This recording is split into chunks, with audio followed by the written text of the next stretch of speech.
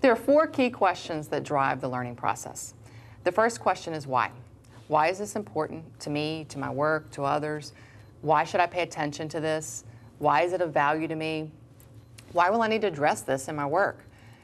The second question is what? What do the experts think about this? What does the information tell me? What data exists that supports this information? The third question is how? How does this work? How can I use this in my job? How will incorporating this into my life help me? The fourth question is if. If this is true, then what? If I use this differently, what will happen? If I tweak this just a little bit, would it work better for me? These 4 questions drive the learning process, and each learning style has a preference for one question. The 1s spend more time on the why. The 2s spend more time on the what. The 3s on the how, and the 4s on the if. And we all move through answering all 4 questions when we're really learning. Think about anything you've learned. It could be riding a bike or learning a new piece of software. First, the why had to be answered. Why do I want to learn this?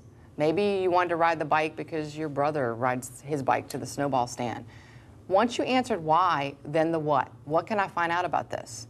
You got your dad outside and he pushed you along in the bike and you learned how to ride a bike the way your dad told you to ride the bike. Then how? How do I use this? So you get on the bike and you start practicing. And finally, if I do it this way, will it work better for me? Once you practice with the how, when you come to if, you start trying it your own way. Maybe you ride with one hand or you take the helmet off. But you make the learning your own when you hit those 4 questions: why, what, how, and if. The 4 questions that drive the learning process also drive the training, design, and delivery process. As a trainer, you have to ask and answer the 4 questions: why, what, how, and if. When you lead the learner through these 4 questions by designing activities that allow them to explore the answers themselves, you create powerful learning. The format model for designing learning is built around these 4 questions. In Engage, the first step of the learning cycle, we answer why. We do this through experiences that connect the learner to the content. In Share, the second step of the learning cycle, we answer what.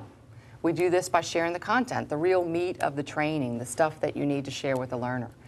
In Practice, the third step of the learning cycle, we answer how. We do this by creating opportunities for the learner to apply the information that they just learned in Share. And finally, in the 4th step, Perform, we answer if.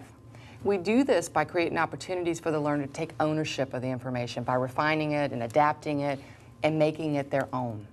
Using format allows us as trainers to take care of the needs of every learner, which makes the training interesting for all learners. And more importantly, we're able to design learning that really sticks and it transfers into the real world that the learner lives in.